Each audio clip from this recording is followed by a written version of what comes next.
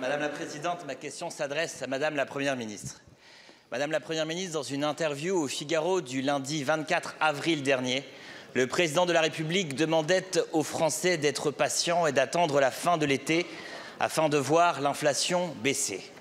Madame la Première ministre, jusqu'à quand enfin abuserez-vous de la patience des Français? Explosion des prix au mois de février, 14,8%. Explosion des prix alimentaires également au mois de mars avec 15,9%. Et face à cette explosion des prix, les mesures du gouvernement s'avèrent bien insuffisantes. Augmentation résiduelle du SMIC à hauteur de 2,2%. Augmentation indigne des minima sociaux à seulement 1,6%. Ce qui fait qu'aujourd'hui, une mère célibataire avec 2 enfants, qui voit son pouvoir d'achat diminuer chaque mois de 170 €, ne voit son pouvoir d'achat augmenter grâce à vos mesures que de 17 €, soit 10 fois moins que ce dont elle a besoin. Insuffisante également, mesures prises contre la hausse des prix alimentaires. Et je pense à votre panier anti-inflation que vous avez dû abandonner avant même d'avoir pu le généraliser sous la pression de la grande distribution. Que dire enfin de ce bouclier tarifaire dont vous avez annoncé l'extinction et qui constitue une subvention aux spéculateurs du marché de l'électricité? 50 milliards d'euros par an, 100 milliards d'euros en 2 ans. Alors, Madame la Première ministre, notre question est la suivante. Allez-vous prendre enfin à bras-le-corps la question de l'augmentation des prix? D'abord, blocage des prix des produits de première nécessité, augmentation significative du SMIC, grande conférence nationale sur les salaires et enfin, la suspension de notre participation au marché européen de l'électricité afin d'obtenir une réforme ambitieuse de ce marché et la fixation des prix d'électricité sur le prix de production. Les Français comptent sur vous. Je vous remercie, mon cher collègue. La parole est à Monsieur Bruno Le Maire, ministre de l'Économie, des Finances, de la Souveraineté industrielle et numérique.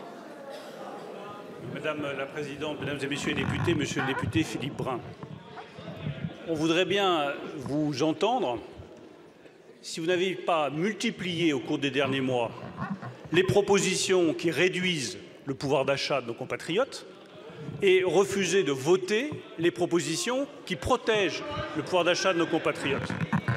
Vous avez proposé de supprimer la défiscalisation des heures supplémentaires. Ça veut dire que vous réduisez le pouvoir d'achat de ceux qui travaillent. Ça veut dire que vous retirez 150 € par an à un salarié qui travaille et qui gagne 2 000 € par mois. C'est une attaque directe contre le pouvoir d'achat des travailleurs. Vous avez proposé de supprimer les exonérations de cotisations pour les bas salaires.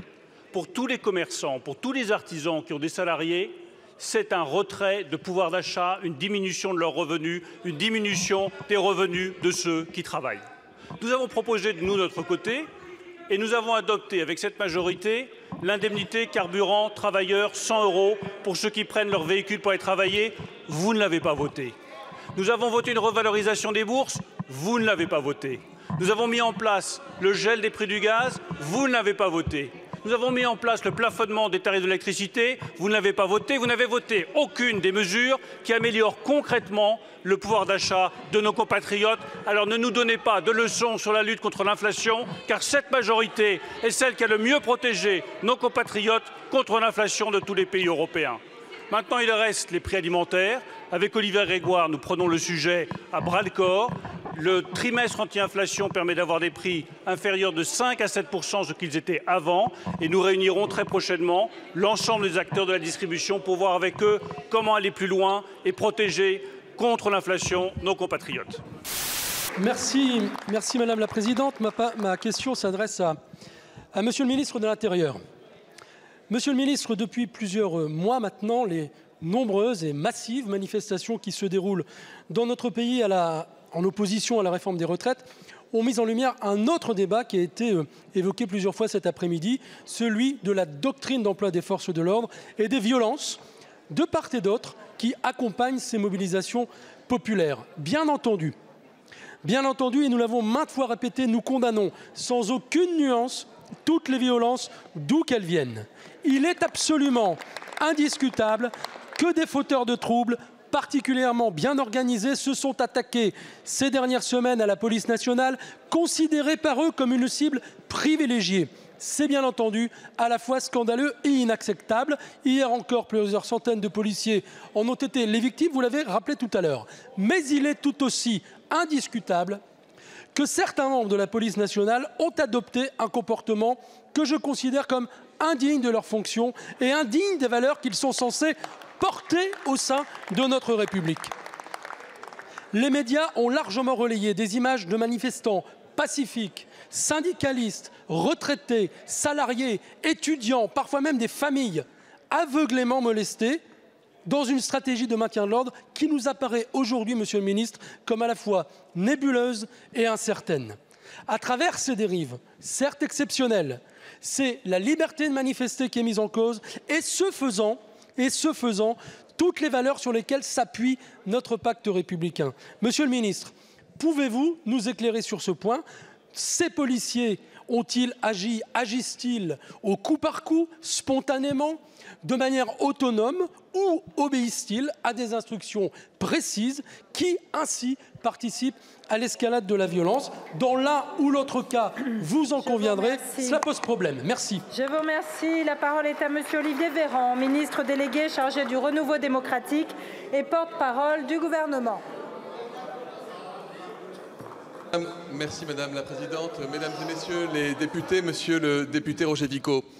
Merci d'abord pour votre question, merci surtout d'avoir condamné les violences qui ont été constatées dans certaines villes de France à l'occasion de ces manifestations. Je pense que c'est important. Moi, je ne partage pas du tout ce que dit Mélenchon quand il parle de mauvaise république. Je suis convaincu qu'il n'y a pas de bonne et de mauvaise république. Par contre, il y a sans doute des bons et des mauvais manifestants.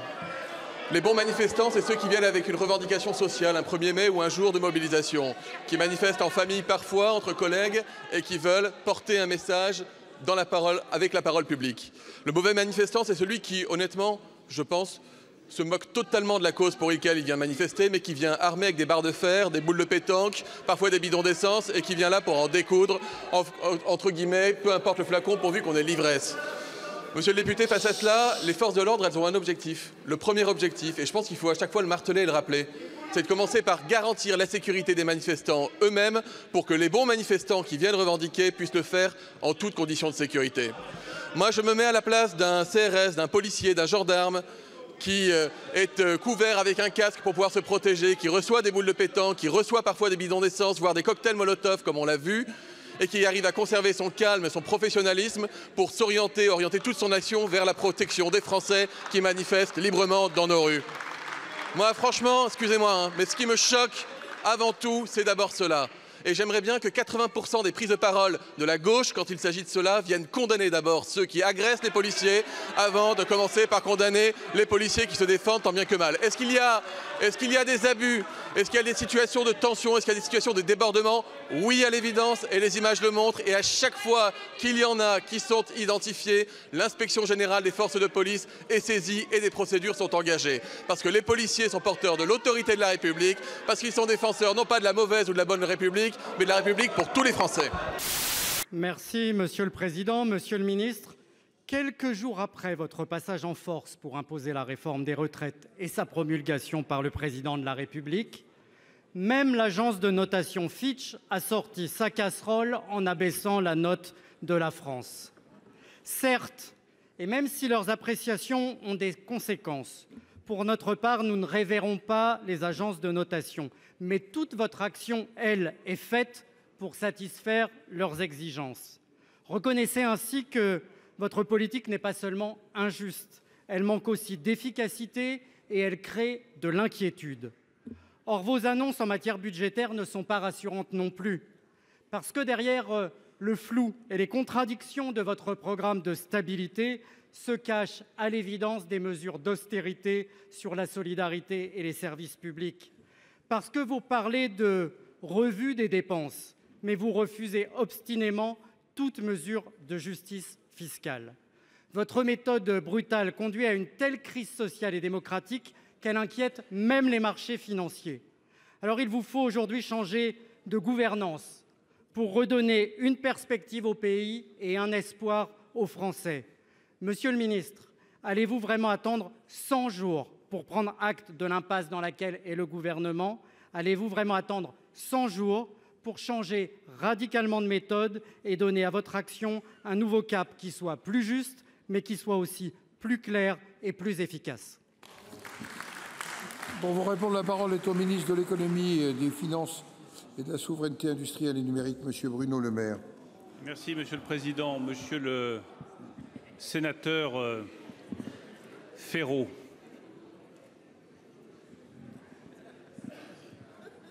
je vois que vous lisez des bons auteurs, Madame la sénatrice. Il y a un peu d'inconséquence. Je vois votre sourire.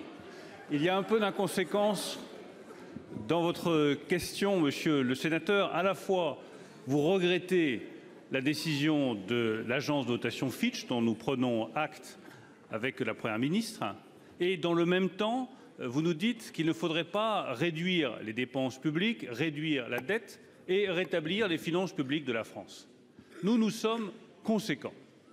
Nous avons, en 2017 et 2018, rétabli les finances publiques de notre pays. Nous sommes revenus sous les 3% de déficit et nous sommes sortis de la procédure pour déficit excessif. Ensuite, nous avons eu à faire face à 3 crises successives. La crise des Gilets jaunes, la crise du Covid et la crise de l'inflation.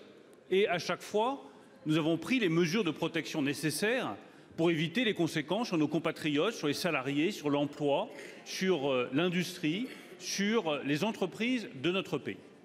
Maintenant que nous sortons de cette période de crise, et j'ai bon espoir que nous sortions de la crise inflationniste dans le courant de cet été, nous revenons à la normale. Il est temps de rétablir les finances publiques de la France. Nous avons engagé avec la Première ministre une revue des dépenses publiques. Je tiendrai des assises des finances publiques au début du mois de juin pour regarder comment aller plus loin dans la réduction à la dépense et le rétablissement de nos finances publiques. Nous allons accélérer le désendettement de la France et nous ne faisons pas ça pour quelque agence de notation que ce soit. Nous le faisons pour les Français, pour l'indépendance de la France et pour la souveraineté nationale. Monsieur Féraud. Monsieur le ministre, je n'ai pas lu tous les derniers romans, mais j'ai lu l'appréciation de Fitch. Et elle conteste votre méthode sans forcément contester vos objectifs. Moi, je vois que vous risquez d'aggraver encore votre politique et de maîtriser les dépenses publiques en sacrifiant encore davantage la solidarité, les services publics, les investissements d'avenir et encore une fois, sans prélever leur juste contribution sur les plus riches, sur les grandes entreprises, sur les multinationales, comme le demandent les Français après cette période si douloureuse et si injuste. Voilà ce que j'avais à vous répondre et j'espère que nous pourrons avancer ensemble. Merci, Monsieur le Président. Mesdames, Messieurs les ministres, mes chers collègues, on ne compte plus les fermetures temporaires de services d'urgence ou hospitaliers aux 4 coins du pays. Le Sénat, par sa connaissance du quotidien de nos compatriotes, vous interpelle depuis des mois, oserais-je même dire depuis des années, sur la désertification médicale à l'œuvre qui se déporte à présent vers l'hôpital et les urgences. Je vous questionnais moi-même encore récemment sur le risque de fermeture de l'hôpital de Ruffec ou de Confolens dans mon département en Charente. C'est ainsi en cascade qu'arrivent les nouvelles fermetures de services que par euphémisme vous appelez suspension temporaire. Pas un territoire, bien souvent rural, n'est épargné par l'avalanche de défections de médecins épuisés par la charge de travail, de nuit comme de jour. Les maternités ferment en pagaille par manque de médecins et mettent en danger la vie des femmes. Monsieur le ministre, je vous prie d'écouter les territoires. Attention à ne pas considérer un service fermé comme un service désengorgé. À ce stade, la promesse d'Emmanuel Macron d'améliorer l'offre de soins d'ici la fin de l'année est un mirage. Vous devez, ce mercredi, faire un premier bilan du CNR Santé. Nous avons eu ce matin un aperçu peu convaincant sur France Inter de votre boîte à outils. La situation n'est pas acceptable, vous le savez, et les Français, comme les élus locaux, ont besoin de clarté sur les données du ministère en matière de fermeture. Le recours massif au 15 est-il l'alpha et l'oméga de vos moyens d'action ? L'urgence des urgences, monsieur le ministre, c'est l'accès à la santé et non les retraites. Où sont vos propositions de régulation de l'accès aux soins? Où est votre vision de moyen terme pour assurer la continuité du service public de santé? Pour vous répondre, la parole est au ministre de la Santé et de la Prévention, monsieur Braun. Merci Monsieur le Président, Mesdames et Messieurs les sénateurs, Madame la sénatrice Bonnefoy. Ce qui serait surtout un mirage, c'est de vouloir faire croire aux Français que nous pourrons demain avoir 5 000 ou 10 000 médecins de plus. Ce n'est pas vrai et il faut le dire, et c'est bien notre organisation globale qui doit être repensée. Alors, dans cette réorganisation, nous sommes en train, nous tous ensemble, de gagner le combat contre les dérives de l'intérim médical. Je dis nous parce que c'est le gouvernement, sous l'autorité de la Première ministre, les professionnels de santé et les élus, territoire par territoire, qui nous permettent de gagner ce combat indispensable pour la survie de notre hôpital public. Cette dérive de l'intérim médical amenait la fuite des médecins hospitaliers de l'hôpital public. Alors, quelles ont été les solutions mises en place, y compris dans votre département de Charente et pour l'hôpital de Confolens qui a su réouvrir, entre guillemets, son service des urgences? Eh bien, c'est la solidarité territoriale qui est portée par les ARS. C'est la possibilité de travailler de façon plus intelligente à l'échelle d'un territoire pour que les parcours de soins ne soient pas interrompus, ne soient pas rompus et qu'on continue à garantir la sécurité et la qualité des soins pour tous nos concitoyens. D'une façon plus structurelle et pour répondre à l'engagement du président de la République sur les services d'urgence, bien entendu, un service d'urgence fermé n'est pas un service d'urgence désengorgé, ça semble une évidence. Mais par contre, nous avons les outils pour aboutir à ce désengorgement. Ça passe d'abord par une meilleure gestion de l'amont. Je dois rappeler que le SAS dont vous parlez, qui est une des solutions, c'est la première fois que l'été dernier, grâce à la mise en application du numéro 15 et en demandant à nos concitoyens d'appeler le SAMU, que nous avons pu faire diminuer la fréquentation de nos services d'urgence. Et cela perdure dans les départements qui ont mis en place ce SAS. Il y a également d'autres solutions, l'aval des urgences, la gestion des lits, là aussi à l'échelle territoriale, avec le public et avec le privé. Et puis enfin, quelques éléments de réorganisation de nos services pour qu'ils soient plus fluides. Donc vous le voyez, ce mirage, comme vous dites, n'est loin d'être inatteignable. Et là aussi, nous l'atteindrons territoire par territoire et tous ensemble. Je vous remercie. Madame Bonnefoy. Oui, j'ai le regret de vous dire, Monsieur le Ministre, qu'avec le gouvernement, vous gérez la crise de l'hôpital à la petite semaine, sans vision d'ensemble, sans mesurer les conséquences de vos propres lois, comme celle sur l'intérim.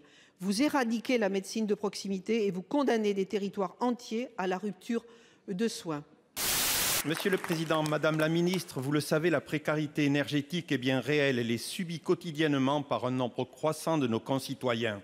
Dans ce contexte, plus de 2 millions de personnes seront effectivement affectées par l'extinction des tarifs réglementés du gaz prévu le 30 juin et en vérité, plus de 7 millions de ménages si on tient compte de ceux qui ont basculé en offre de marché mais dont les contrats sont indexés sur le tarif réglementé. Certes, vous avez annoncé la prolongation du bouclier tarifaire jusqu'à la fin de l'année. Mais si la volatilité à la hausse des prix énergétiques demeure face au dysfonctionnement du marché de l'énergie, la perte de la maîtrise publique tarifaire garantie par les tarifs réglementés auxquels se raccroche le bouclier tarifaire est évidente. Qu'adviendra-t-il alors pour les consommateurs en 2024? Il y a là une grande inconnue et êtes-vous en mesure d'assurer que le basculement sur l'offre passerelle ou d'autres contrats n'ait pas d'incidence sur les tarifs à court ou moyen terme? Car de toute évidence, la piste évoquée par le gouvernement visant à mettre en place un prix de référence déterminé par la Commission de régulation de l'énergie, qui servirait de base à la poursuite du bouclier tarifaire, n'offre aucune garantie et sûrement pas celle de tarifs réglementés qui étaient fixés par les pouvoirs publics.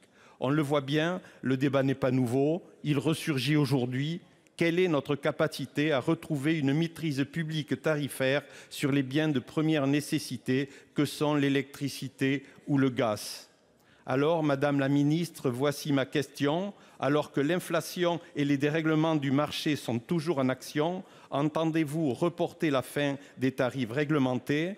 Et plus largement, au-delà des dispositifs conjoncturels par ailleurs bienvenus, quelles sont les mesures que le gouvernement prend au sein de l'Union européenne pour que le prix du gaz et en conséquence de l'électricité n'atteignent pas des niveaux exorbitants sans commune mesure avec les coûts de production de l'électricité dans notre pays? Pour répondre, la parole est à la ministre de la Transition énergétique, Madame Pannier-Runacher. Merci Monsieur le Président, Mesdames et Messieurs les sénateurs, Monsieur le sénateur Michaud. Merci pour cette question qui va me permettre de rassurer ceux qui nous écoutent. Tout d'abord, et je pense que c'est important de le préciser, et peut-être contrairement à ce que vous laissez entendre, le tarif réglementé du gaz est un tarif de marché. C'est un tarif qui évolue chaque mois sur la base d'une formule et qui a augmenté de 200% entre octobre 2021 et octobre 2022. Et vous l'avez bien compris, c'est pas ça qui protège les Français. Vous l'avez d'ailleurs mentionné. Ce qui protège les Français, c'est le bouclier énergétique. Quand les prix du gaz se sont affolés, comme l'année dernière, et le ministre de l'économie le disait un instant, ce prix du gaz est désormais re-rentré grossièrement dans l'ordre.